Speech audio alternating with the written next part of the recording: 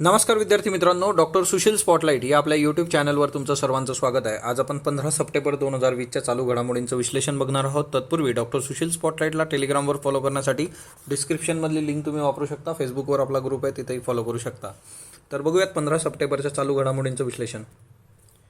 Monsoon session जे start झालेलं आहे त्याच्यामध्ये पहिल्या दिवशी जवळपास 25 खासदार जे आहेत ते कोविड पॉझिटिव्ह आलेले आहेत. आणि त्याचबरोबर काही महत्त्वाच्या गोष्टी त्या म्हणजे काय की एक क्वेश्चन आवर जो होता आपला प्रश्न उत्तराचा तास हा ना, तर तो नाही होणार नाही आहे. तर तो एक महत्त्वाचा मुद्दा आहे आणि याच्या संबंधीचं मोशन ॲडॉप्ट करण्यात आलेलं आहे. मायग्रंट जे होते स्थलांतरित मजूर यांच्याबद्दलचा कसलाही डेटा केंद्र सरकारकडे नाही आहे. म्हणजे मिनिस्ट्री ऑफ लेबर जे आहे हा ना, तर त्यांच्याकडे कसल्याही पद्धतीचा मायग्रंटचा डेटा नाही आहे की किती लोकांची डेथ झाली वगैरे वगैरे. आणि त्याच्यामुळे त्यांना मदत देण्याचा प्रश्नच उद्भवत नाही असं लेखी उत्तर मिनिस्ट्री ऑफ लेबरने दिलेलं आहे. म्हणजे ह्या कोविड-19च्या काळामध्ये ज्या मायग्रंट लेबरचं मृत्यू झालेला आहे त्यांच्याबद्दलचा डेटाच नाही, त्याच्यामुळे आम्ही त्यांना मदत देऊ शकत नाही असं त्यांनी स्पष्ट केलेलं आहे. DMKनी प्रोटेस्ट करायला सुरुवात केलेली आहे. नीटची जी एक्झाम आहे, नॅशनल इलिजिबिलिटी कम एंट्रन्स टेस्ट, तर या सगळ्या मुद्द्यांवर की परीक्षा आणि त्यासंबंधीचं जे काही भवितव्य आहे, हेल्थ आहे विद्यार्थ्यांचं, तर तो मुद्दा जो आहे ते कॅन्सल करावी परीक्षा, अशा संबंधी DMKचा प्रोटेस्ट चालू आहे. सो हे 3 महत्त्वाचे मुद्दे आहेत आणि येत्या काळामध्ये महत्त्वाच्या बाबी बघत राहू.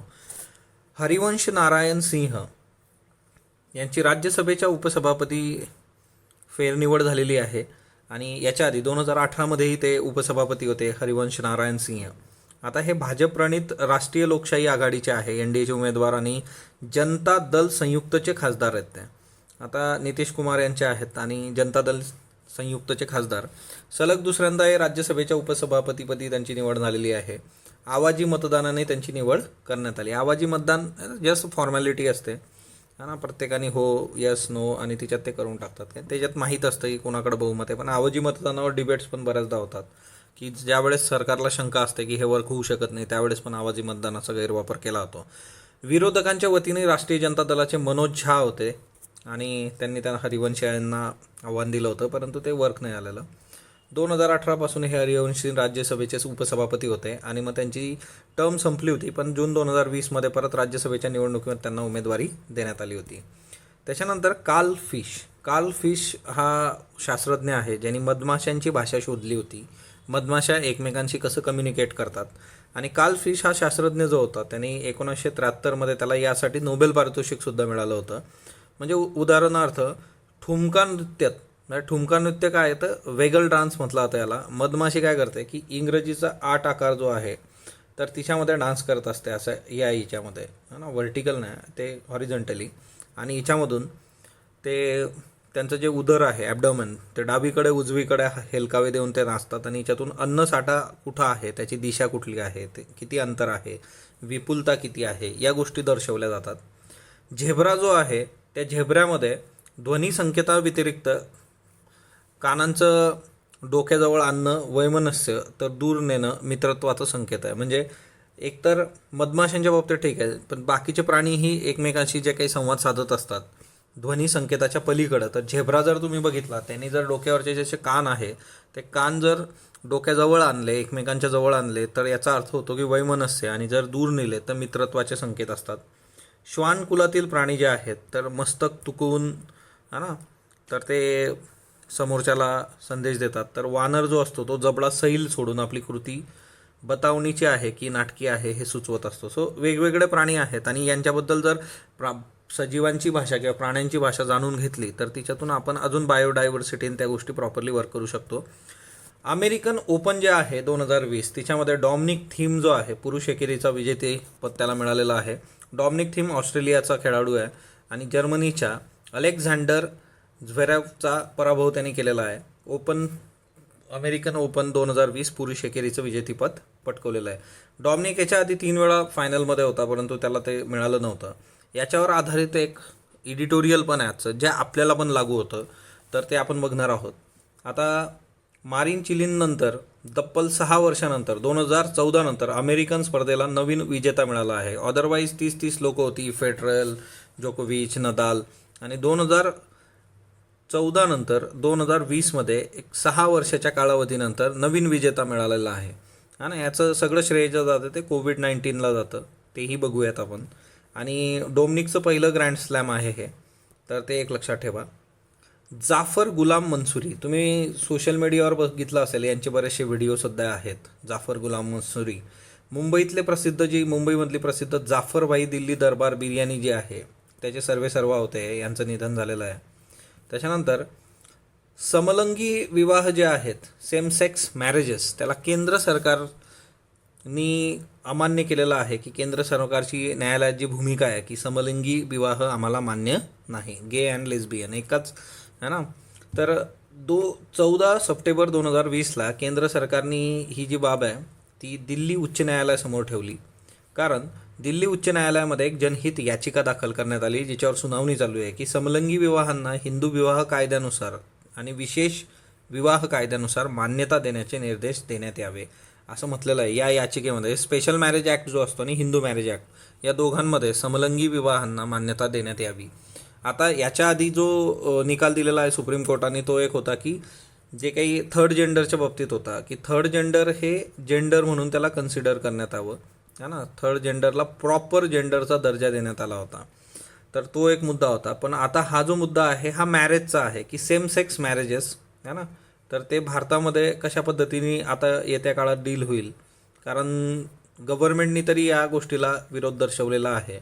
आणि यासंबंधीचं जे काही गव्हर्नमेंटचं निवेदन होतं ते आपले सॉलिसिटर जनरल जे आहे तुषार मेहता यांनी केलं, की विवाह हा एक संस्कार असून आमचे कायदे, आमची न्याय यंत्रणा, आमचा समाज, आमची नीतिमूल्य हे एकाच लिंगाच्या जोडप्यांच्या विवाहाला मान्यता देत नाहीत, असं केंद्र सरकारचं म्हणणं आहे.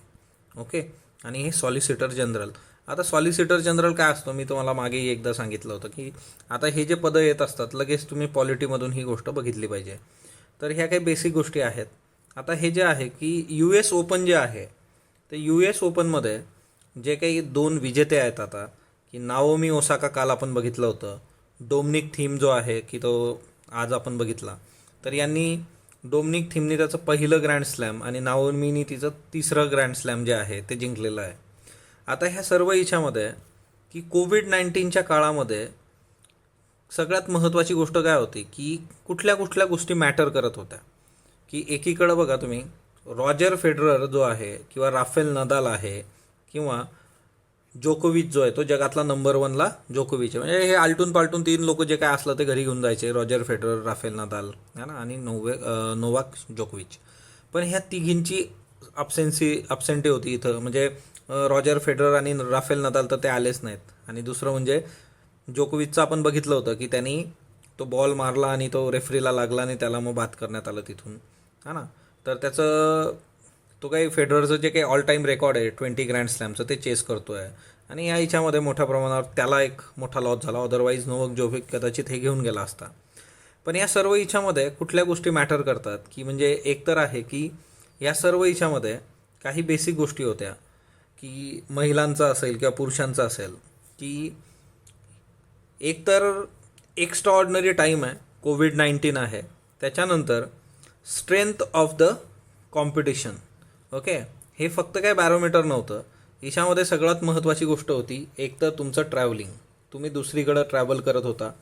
आयसोलेशन, है ना, सोशल डिस्टन्सिंग नावाची गोष्ट जी आहे कोविड-19मध्ये, तो एक महत्त्वाचा मुद्दा होता याच्यामध्ये.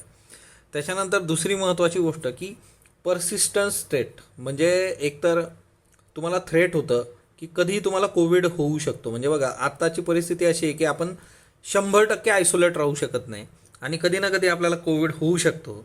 तर हे सत्य आहे, हे वास्तव आहे, हे आपण समजून घेतलं पाहिजे. आणि त्या याच्यामध्ये परफॉर्मन्स देणं, तिथं खेळणं डेली, तर हे एक महत्त्वाचं होतं. आणि दुसरी महत्त्वाची गोष्ट की या सर्व याच्यामध्ये मेंटल एनर्जी, है ना, म्हणजे मेंटली तुम्ही प्रिपेअर असणं. तर ह्या सगळ्या गोष्टी ज्या होत्या त्या या स्पर्धेसाठी, म्हणजे US ओपन जे आहे 2020, याचं जे वैशिष्ट्य आहे ते फक्त आणि फक्त की तुम्ही किती कॅपेबल आहात, तुम्ही किती चांगलं टेनिस खेळता हे नव्हतं. तर या याच्यामध्ये तुमचं ट्रॅव्हलिंग असेल, तुमची मानसिकता असेल, तुम्ही आयसोलेट राहणं, स्वतःला जपणं, त्याच्यानंतर तुमच्यावर परसिस्टंट थ्रेट आहे की कधी तुम्ही कोविड पॉझिटिव्ह होऊ शकता. या सगळ्या याच्यामध्ये त्यांचं जे 100% दिलेलं आहे ते कुणी दिलेलं आहे, तर ओसाकाने दिलेलं आहे आणि थीमने दिलेलं आहे, म्हणून ते विनर आहेत. तर हा खूप महत्त्वाचा मुद्दा आहे. आणि हीच गोष्ट कुणाला अप्लाय होते, आपल्याला अप्लाय होते. आपली परीक्षा आता आहे ना, UPSC प्रिलिम्स असेल, MPSCची प्रिलिम्स असेल, तर इथं फक्त हा मुद्दा नाही आहे की तुम्ही किती अभ्यास केला आहे, इथं हा मुद्दा आहे की तुम्ही या गोष्टीसाठी मेंटली प्रिपेअर आहात का. हा ना, तुम्हाला बऱ्याच लोकांना ट्रॅव्हल करावं लागेल, हा ना, कुठंतरी राहण्याची व्यवस्था करावी लागेल. मोस्ट प्रॉब्ली UPSC प्रिलिमसाठी आदल्या दिवशी जातात लोक. या सगळ्या ज्या गोष्टी आहेत की कुठंतरी या सगळ्या गोष्टी आपल्याला अप्लाय होतात. म्हणून इथं Rafael Nadal, Roger federal, Novak जोकोविच असा इश्यू नाही आहे. इथं इश्यू आहे की हे सगळे कन्सिस्टंटली एवढ्या सगळ्या इश्यू आहेत आणि याला तुम्ही कसं टॅकल करता आणि त्याच्यातून कसं पुढं जाता, तर हा मुद्दा आहे. आणि ही सगळी गोष्ट आपल्याला अप्लाय होते. आणि त्यातल्या त्यात एक गोष्ट दुसरी लक्षात ठेवा की हे जे प्लेयर्स आहेत, म्हणजे जरी थीमचं हे पहिलं ग्रँड स्लॅम असलं तरी आतापर्यंत 3 वेळा फायनलमध्ये तो गेलेला आहे. म्हणजे काय, त्याची कन्सिस्टन्सी तिकडं आहे, खेळातही आहे. याचा अर्थ असं नाही की हा ना ह्या सगळ्या याच्यामध्ये कुणी येणार आणि निघून जाणार, यांची तेवढीच तयारी आहे. पण या बाकीच्या फॅक्टरचाही तिच्यामध्ये विचार होणं अपेक्षित आहे आणि हे आपल्याला लागू होतं सगळं. तर ही एक बाब प्रत्येकाने लक्षात घ्या आणि त्या अनुषंगाने सगळ्या गोष्टी वर्क करा. योशिहिडे सुगा, हा ना, योशिहिडे सुगा, तर हा जपानचे नवीन पंतप्रधान बनू शकतात. आता बऱ्यापैकी सगळं झालेलं आहे, शपथ घेतली की आपण ही न्यूज प्रॉपरली कव्हर करू. तर एकंदरीत जी काही रुलिंग लिबरल डेमोक्रेटिक पार्टी आहे त्यांनी इलेक्ट केलेलं आहे त्यांना ॲज अ लीडर म्हणून. ओके, आणि बुधवारी जे आहे याच्यावर मतदान होणार आहे, सो आपण त्यावेळेस ते बघूयात. पण योशिहिडे सुगा जे आहे की मोस्ट प्रॉब्ली पंतप्रधान झाल्यात जमा आहे. कर्नाटकमधलं मेकेदातू प्रोजेक्ट लक्षात ठेवा. मेकेदातू प्रोजेक्ट जो आहे की कशासाठी करायचा आहे, तर ड्रिंकिंग वॉटर पर्पज करता, म्हणजे पिण्याचं पाणी जे आहे तर त्याच्यासाठी इथं हा प्रोजेक्ट करायचा, अशा पद्धतीचा इश्यू आहे ना. एवढं एक लक्षात ठेवा की हा कर्नाटकमधला प्रोजेक्ट आहे. आणि इथं दुसरा महत्त्वाचा रेफरन्स एक येतो की जी काही कावेरी वाईल्ड लाईफ सँच्युरी आहे तर तीही याला जवळ आहे. तर तोही एक लक्षात ठेवा की मेकादेतू प्रोजेक्ट जो आहे कावेरी वाईल्ड लाईफ सँच्युरी कर्नाटक. त्याच्यानंतर आंध्र प्रदेशचं पॅनल जे आहे त्यांनी नायडूंचं आणि बाकीच्यांचं नाव घेतलं आहे फॉर इनसायडर ट्रेडिंग. जे काही लँड कॅपिटल रिजन परचेस झालं होतं त्याच्यामध्ये रूल ब्रेक झालेले आहेत. म्हणजे जी राजधानी बनवायची होती त्याच्यासाठी जमीन घेण्यात आलेली आहे, त्याच्यात नियमांचं पालन झालेलं नाही. ते आपल्याकडे असं पण कोण करतं. सो इनसायडर ट्रेडर काय असतो हे महत्त्वाचं आहे बघा. हे आपल्याला विचारलं जातं MCQ म्हणून. इनसायडर ट्रेडर, इनसायडर ट्रेडर म्हणजे अशी व्यक्ती की ज्याला एखाद्या विशिष्ट बाबीबद्दलची संवेदनशील माहिती माहीत आहे की ज्या माहितीमुळं विशिष्ट हेरफार होऊ शकतात. हा शब्द मोस्ट प्रॉब्ली इनसायडर ट्रेडिंग कुठं वापरला जातो, तर हा शब्द इकॉनॉमीमध्ये वापरला जातो. आणि त्यातल्या त्यात हे कशासाठी असतं, शेअर मार्केटमध्ये मोठ्या प्रमाणावर असतं. म्हणजे एखाद्या कंपनीचे शेअर पडणार आहेत किंवा ती लॉसमध्ये आहे किंवा एखाद्या कंपनीचा शेअर वर जाऊ शकतो, ही इनसायडर आतल्या व्यक्तीला ती माहिती असते आणि त्याच्यामधून ती माहिती तो कुणाला तरी पुरवतो किंवा त्या माहितीच्या बेसिसवर स्वतः फायदा करून घेतो. सो इनसायडर ट्रेडर त्याला म्हटलं जातं. तर ती एक बाब लक्षात ठेवा. यांच्या ठपका ठेवलेला आहे लँड संबंधीचे इश्यू आहे. म्हणजे एकदम सिंपल आहे. आपल्याकडे कसं असतं, हे जे MP किंवा MLAs असतात यांना आधीच माहीत असतं की रस्ता कुठून बनणार आहे, हा ना. म्हणजे फॉर एक्झाम्पल एखादा रस्ता प्रस्तावित आहे तो कुठून जातो, मग त्याच्या आजूबाजूची जमीन विकत घ्यायची, तीच जमीन सरकारला स्वतः विकायची. हा काही आजच्या डेटमध्ये नाही, हे मदारीमध्ये पण हा ना, तुम्ही मूवी बघितला असेल तर तिच्यात ते एका पॉलिटिशियनचं एक्सप्लेनेशन आहे. परंतु ह्या गोष्टी रेग्युलर होतात, हा ना, कारण 30 लोक तयार करणार, तेच त्याच्या पद्धतीने वर्क करतात. तर सो लँड आणि हे इश्यू आहे. त्याच्यानंतर कोंडा पोचम्मा रिझर्वायर कुठं आहे, तेलंगणामध्ये आहे. ओके, सो कोंडा पच्चम्मा रिझर्वायर तेलंगणामध्ये आहे. आणि हा कशाचा भाग आहे, तर हा कालेश्वरम लिफ्ट इरिगेशन प्रोजेक्टचा भाग आहे. कालेश्वरम प्रोजेक्ट जो आहे लिफ्ट इरिगेशनचा, त्याच्याबद्दल आपण डिटेल्स ऑलरेडी आधी बघितलेले आहेत. सो तेलंगणा लक्षात ठेवा. संघराज्यवादाची गळचेपी म्हणून P. चिदंबरम यांचा लेख आहे. या लेखामध्ये असं खूप काही वेगळं नाही आहे, पण एक काम करायचं की सेंट्रल स्टेट जे आहे की संघराज्य काय असतं. म्हणजे काल आपण पॉलिटीचं जे रिव्हिजन लेक्चर बघितलं त्याच्यात संघराज्याची वैशिष्ट्य बघितली, परंतु ॲक्च्युली सेंटर स्टेट रिलेशन जे आहे ते प्रत्येकाने नीट करून ठेवा. याच्यावर ऑलरेडी लेक्चर आपलं अवेलेबल आहे पॉलिटीचं. सो लक्ष्मीकांतला बेस घेऊन आपण ते बनवलं होतं. सो सेंटर स्टेट रिलेशन आपल्याला विचारलं जाऊ शकतं. एकंदरीतच 370 आहे. त्याच्यानंतर आताची जी परिस्थिती आहे कोविड-19मुळे GST जो आहे तो मागितला जातो आहे केंद्राकडे राज्यांद्वारे. राज्य आणि केंद्र संबंध जे आहे त्याच्यावर हमखास येत्या काळावर त्याच्या कमिट्या असतील किंवा त्याच्यामधले जे काही कॉन्स्टिट्युशनल प्रोव्हिजन्स आहे त्याच्यावर प्रश्न विचारले जातील, तर तेवढं लक्षात ठेवा. त्याच्यानंतर शिक्षणाचा पेच जो आहे, तांड्यावरील मुलांच्या शिक्षणाचा पेच. आता नुसतं तांड्यावरील नाही, हा बऱ्याच ठिकाणचा पेच आहे. म्हणजे काल एक न्यूज येते बघा, 10 मिनिटासाठी एक विद्यार्थी जो आहे तो सेंटरवर लेट पोचला, त्याच्यामुळे त्याला परीक्षा देता आली नाही. पण तो विद्यार्थी जवळपास 2000 प्लस, आता वेगवेगळ्या ठिकाणी वेगवेगळे किलोमीटर आहेत, तेवढा प्रवास करून तो आला होता. मग एकंदरीतच आपली जी शिक्षण व्यवस्था आहे, मग तिच्यामध्ये ती जी इम्पॅथी नावाची गोष्ट असते ना, की समोरच्याच्या जागी स्वतःला ठेवून विचार करायचा का आपण, की तो जेन्युइन लेट झालेला विद्यार्थी आहे, त्याने काही हे नाही केलेलं, तर त्या केसमध्ये त्याला तुम्ही परीक्षा देऊ द्यायला हवं होतं. त्याचा 1 वर्ष गेला, परत पुढच्या वर्षी तो परीक्षा देऊ शकेल की नाही माहीत नाही. आता या तांड्यावरच्या मुलांचा शिक्षणाचा पेस काय आहे, की त्यांनी जे फोन होते, रिलेटिव्हचे नंबर दिले होते, तिच्यावरून त्यांना होमवर्क दिला जायचा, शिकवलं जायचं, त्या रिलेटिव्हजनी त्यांना सर्व्हिस देणं बंद केलं असेल, किंवा त्यांचे फोन बंद आहेत आणि त्याच्यामुळे शाळेशी संपर्कच सुटलेला आहे. बंजारा समाज जो आहे तो जवळपास राज्यात 15 जिल्ह्यांमध्ये आहे. ओके, 15 जिल्ह्यात बंजारा समाजाची लोकं आहेत. आणि एकंदरीतच जे आहे की त्यांचं जे शिक्षण आणि त्या सगळ्या गोष्टी, म्हणजे एका वर्गात जवळपास 36 ते 40 विद्यार्थी आहेत आणि फक्त 10 ते 15 मुलांकडं स्मार्टफोन आहे.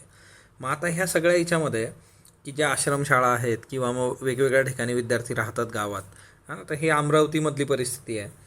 तर एकंदरीतच आपल्याकडं ते इन्फ्रास्ट्रक्चर नक्कीच नाही. दुसरा मुद्दा इंटरनेटवर आलेला आहे बघा. इंटरनेटचं जे व्यसन आहे, ओके, सो इंटरनेटचं व्यसन विद्यार्थ्यांना जे लागतं आहे लहान मुलांना, तर त्याचा मेजर इश्यू आहे. की मानसोपचार तज्ज्ञ काय म्हणतात, की एकतर मोबाईलवरच्या आणि इंटरनेटच्या हालचालींवर लक्ष ठेवलं पाहिजे तुम्ही. हिस्ट्री तपासली पाहिजे की कोणती संकेतस्थळं तुमची मुलं बघतायत. इंटरनेटवर त्याचे ज्यावेळेस काम करतात त्यावेळेस तुम्ही त्यांच्या शेजारी बसलं पाहिजे. इयरफोन किंवा हेडफोन त्यांना देऊ नये. त्याच्यानंतर सज्ञान होईपर्यंत समाज माध्यमांपासून दूर ठेवावं. आता शक्यतोवर काय आहे ना, की काही गोष्टी तुम्हाला शक्य होतील नाही होतील, पण एक गोष्ट आहे की या मानसोपचार तज्ज्ञांचं मत आहे आजच्या पेपरमध्ये, आणि त्या माणसाने एकदम सिम्पली हे केलेलं आहे की रस्ता ओलांडताना तुम्ही तुमच्या मुलांचा हात सोडता का? जर तुम्ही रस्ता ओलांडताना हात सोडत नसाल तर इथं मात्र तुम्ही त्यांना इंटरनेट आणि त्या सगळ्या गोष्टी देऊन मोकळं होता. कारण याचा मुद्दा असा आहे की एकंदरीतच इंस्टाग्राम जे आहे, त्या इंस्टाग्रामवर मोठ्या प्रमाणावर मायनर्सचे अकाउंट्स आहेत आणि तिच्यातून है ना जे काही फोटोंचं शेअर केलं गेलेलं आहे किंवा बऱ्याच मुलींना तिच्यामधून ब्लॅकमेल केलं गेलेलं आहे, असे बरेचसे प्रकरणं समोर आलेले आहेत. त्याच्यामुळे इंटरनेट आणि हे सगळं जे आहे ते आपण बघितलं पाहिजे. आणि सोशल मीडिया आणि यूथ याच्यावर एसे पण तयार करून ठेवा. 14 सप्टेंबर हा हिंदी दिवस म्हणून साजरा केला जातो. 14 सप्टेंबर 1949 देवनागरी लिपीतली हिंदी जी आहे तिला अधिकृत भाषेची मान्यता दिली होती भारतामध्ये. आणि 14 सप्टेंबरला केंद्रात हिंदीची अंमलबजावणी व्हावी असा आग्रह धरणाऱ्या बिजोहर राजेंद्र सिंह यांची पण जयंती असते.